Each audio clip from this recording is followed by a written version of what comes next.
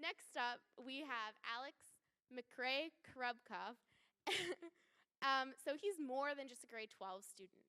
He is the co-founder of Alberta's Youth Council on the Environment. But 2 years ago, he was also diagnosed with major depressive disorder and insomnia. He's here to talk to you about the stigmas that are associated with mental illnesses and how we need to talk about them. Please welcome Alex.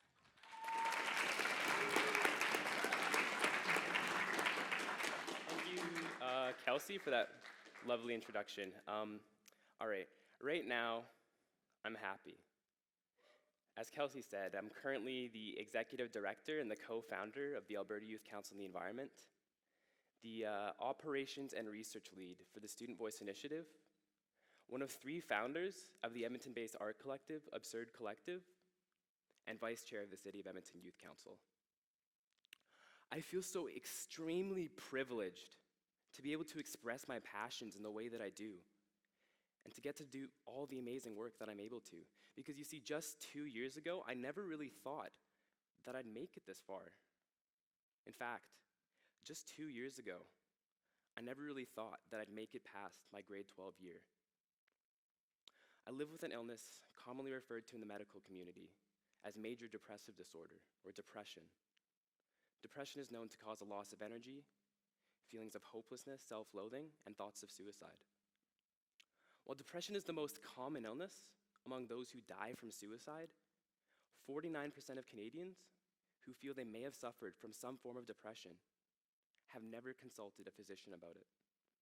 You know, maybe if this wasn't the case, suicide would no longer be the second leading cause of death for Canadian youth, accounting for nearly 1/4 of all deaths for Canadians aged between 15 and 24 years old.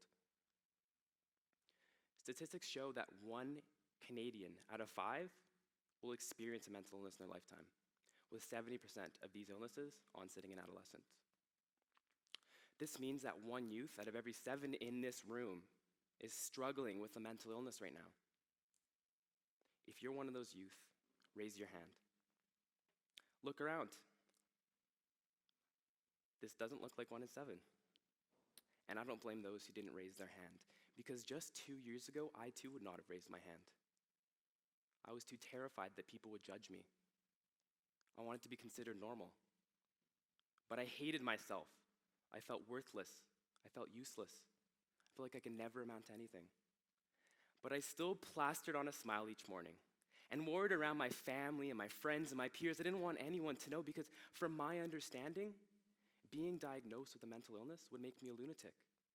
Talking about it would be a stint for attention, and not just sucking it up would make me weak. I felt like I was trapped. I needed help. I couldn't put up with my daily life any longer, so I started self-medicating to ease the pain. I recall in grade 10, I got in trouble with my school administrator. She searched my phone, and she found out that I was into drugs.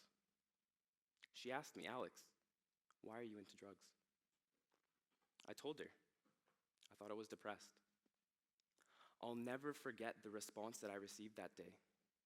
I was told, "Making up a mental illness will never get you out of any trouble, Alex."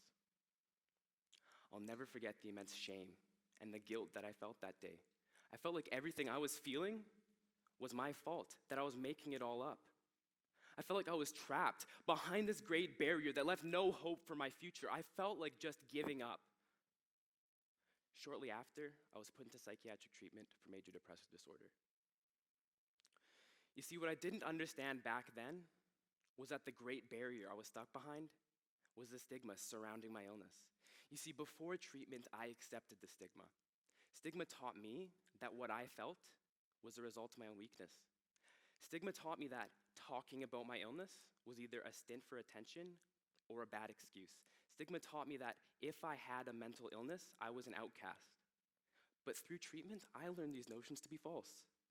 I learned that the stigma surrounding my illness was one of the major factors holding back my recovery, the same way it holds back millions of other Canadians. But right now, I'm happy. I'm not happy because of the work that I get to do. I'm happy because I'm right here, standing in front of you, our youth, our future, and telling you my story because I know that we, as Canadian youth, can change our second leading cause of death. But ultimately, it's all up to you as an individual. First, you must understand the issue. Mental illness is no weakness of character.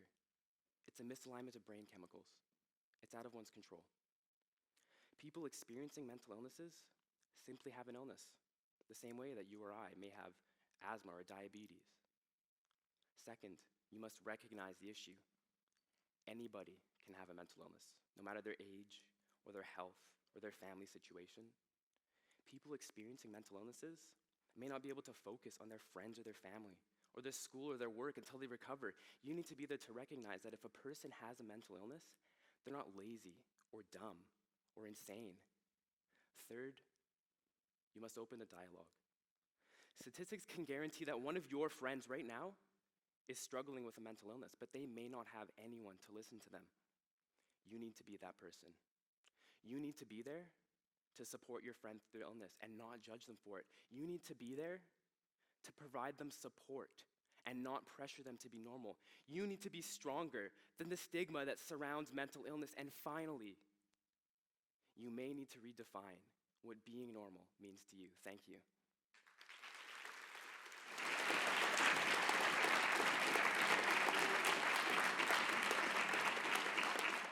That was a great talk. Thank you, Alex.